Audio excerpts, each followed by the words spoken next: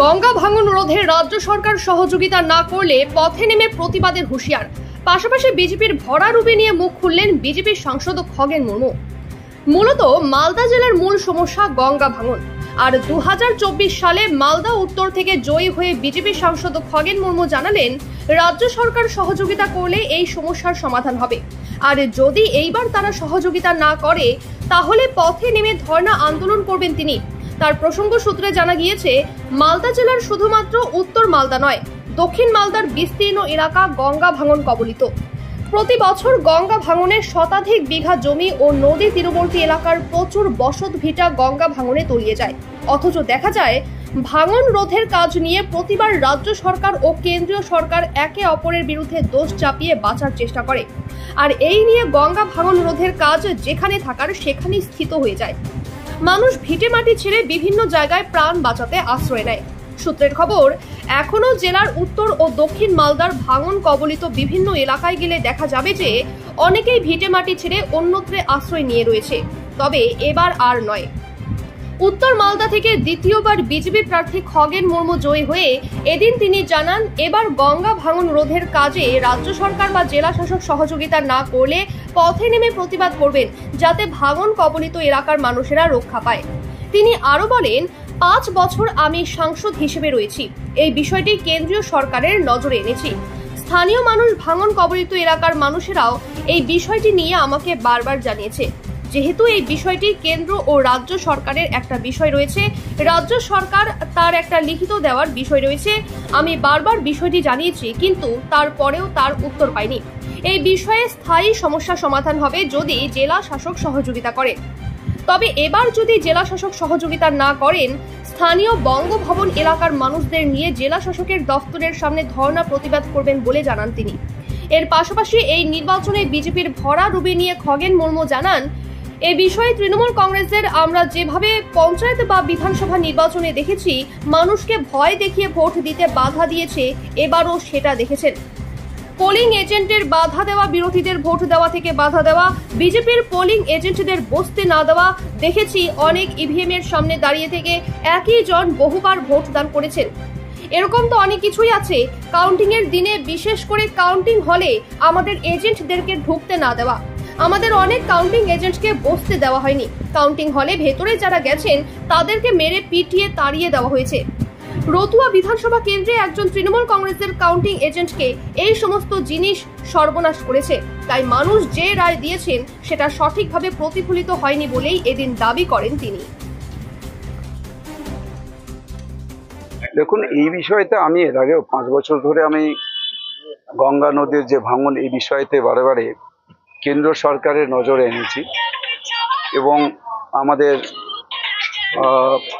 এখানকার মানুষের যে তাদের এই বিষয়গুলো যেভাবে তারা আমার কাছে বারে তুলে ধরেছেন, তো এই বিষয় নিয়ে আমি নিজে কেন্দ্র সরকার, আমাদের যে জলশক্তি দপ্তরের মন্ত্রী, তার সাথেও কথা বলেছি।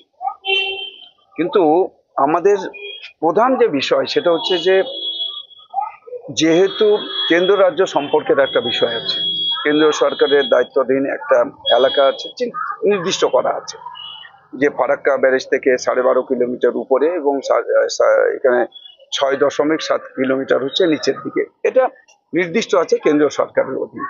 বাকি যে এলাকাগুলো আছে, নদী, গঙ্গা নদী বা ফুলোয়ার নদী, বাকিটা হচ্ছে সমস্তটাই রাজ্য সরকারের অধীনে।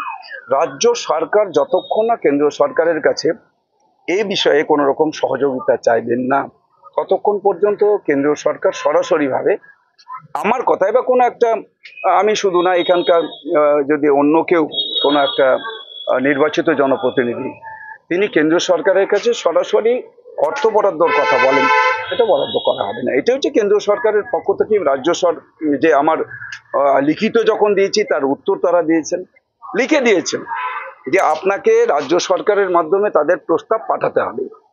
এটা বারবারই ওরা বলেছে, আমি রাজ্য সরকারের কাছে দ্বারস্থ হয়েছি, তার উত্তর পাইনি।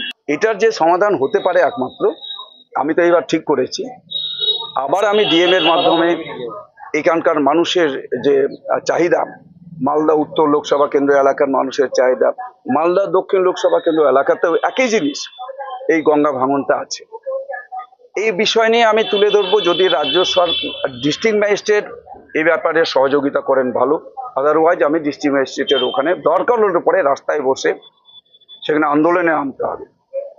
রাজ্য সরকারের কাছে আমি লিখিত চিঠি পাঠাবো যে কেন্দ্রীয় সরকারের কাছে এই যে বড় সমস্যা, দীর্ঘদিনের সমস্যা, এটা আজকের সমস্যা না, 40 বছরের সমস্যা, এই সমস্যা সমাধান করার জন্য রাজ্য সরকারের পক্ষ থেকে একটা যে একেবারে গুরুত্বপূর্ণ যে সমস্যা, তো এই সমস্যার সমাধানের জন্য রাজ্য সরকারের পদক্ষেপ আমি চাইব। যদি পদক্ষেপ করেন ভালো, যদি না করেন তার জন্য আমাকে রাস্তায় নেমে আন্দোলন করতে হয়, রাস্তায় নেমে আন্দোলনে নামব। আমার মনে হচ্ছে যে এখানে এই বিষয়গুলোতে তৃণমূল কংগ্রেসের একটা তাদের যেভাবে আমরা এর আগে দেখেছি পঞ্চায়েত বা বিধানসভাতে যেভাবে তারা মানুষকে ভয় দেখিয়ে অনেক জায়গাতে ভোট দিতে বাধা দিয়েছেন, এবারও সেটা দেখেছেন, আপনাদের চ্যানেলেও দেখিয়েছে, সমস্ত চ্যানেল তারা দেখিয়েছেন, সেই জন্য ধন্যবাদ জানাচ্ছি আপনাদের। সব চ্যানেল অন্তত পক্ষে ওদের যে বাধা দেওয়া, মানুষগুলোকে ভোট দানে আসতে বাধা দেওয়া, বাড়ি থেকে বেরোতে বাধা দেওয়া, পোলিং এজেন্টদের তাদের যে বিশেষ করে বিরোধী সহ আমাদের ভারতীয় জনতা পার্টির পোলিং এজেন্টদের বসতে না দেওয়া, এবং আমরা দেখেছি ওখানে যে অনেক ইভিএম এর সামনে দাঁড়িয়ে একই জন বারে বারে সেখানে হচ্ছে ভোট দান করছেন, এরকম কিছু ঘটনা তো আছেই। এছাড়া কাউন্টিং এর দিনে বিশেষ করে আমাদের কাউন্টিং এজেন্টদেরকে ঢুকতে না দেওয়া, এখানে আমি দেখেছি, মামলাতেও দেখেছি, আমাদেরগুলো ফর্ম 18 না হলে ঢুকতে দিবে না, সবাইকে দেওয়া হয়নি, পরে আমাদের আবার কালেক্ট করতে হয়েছে। ওদের কি ছিল, একটা আলাদাই একটা সিম্বল দেওয়া ছিল হাতে, ওদের ফর্ম 18 এর কোনো দরকার নেই। এটা যে এখানে অনেক জায়গাতে দেখেছি, কিছু আমাদের এখানে সেন্ট্রাল বাহিনী যারা ছিলেন, কেন্দ্রের যারা ছিলেন 2-1 জন, তাদের মধ্যে থেকে আমার মনে হচ্ছে এদের সাথে কথা হয়েছে, বা ওই যে বলছে না ডিস্ট্রিক্ট ম্যাজিস্ট্রেট যা বলবেন সেটাই করতে হবে। ডিএম উনি হচ্ছেন অল ইন অল, উনি যাকে অ্যালাউ করবেন ওটাই অ্যালাউ করতে হবে, এটা করে দিয়েছে। এটা এখানে এই সমস্ত জিনিসগুলো করার ফলে আমাদের অনেক কাউন্টিং এজেন্টকে ওখানে বসতে দেওয়া হয়নি, ভেতরে যারা গেছেন তাদেরকে মেরে পিটিয়ে তাড়িয়ে দিয়েছে। এবং ওখানে সমস্ত যে যখন হচ্ছে কাউন্টিং এজেন্টদের স্বাক্ষর করতে বলা হচ্ছে, স্বাক্ষর করার নাম করে সমস্ত হচ্ছে যে এখানে ম্যানিপুলেট করা হয়েছে। এবং তার সাথে সাথে এখানে আমি দেখেছি, আমি নিজেই দৌড়েছিলাম, এবং সেখানে আমি তাকে চেস করার ফলে হচ্ছে ওখানে বাধ্য হয়েছিলেন আরো যে ওকে বের করতে, এবং সেন্ট্রাল যারা হচ্ছে আমাদের সিএপিএফ তারা সহযোগিতা করেছেন, ওকে বের করে দেওয়া হয়েছিল। রতুয়া বিধানসভা কেন্দ্রের একজন তৃণমূল কংগ্রেসের কাউন্টিং এজেন্ট প্রনাশ করেছে। আমি সেই জন্যই বলতে চাইছি যে এইবারের যে এই নির্বাচন এবং ফলাফল, এটা একেবারে বলা যেতে পারে তৃণমূল কংগ্রেসের তাদের এই সমস্ত হচ্ছে যে ওরা আজকে আমাদের এই নির্বাচনে আমাদের যে ফলাফল যেটা বলছেন যে ভরাডুবি, এটা ভরাডুবির বিষয় না, মানুষ যেটা রায় দিয়েছেন সেই রায় সঠিকভাবে এখানে সেটা হচ্ছে প্রতিফলিত হয়নি।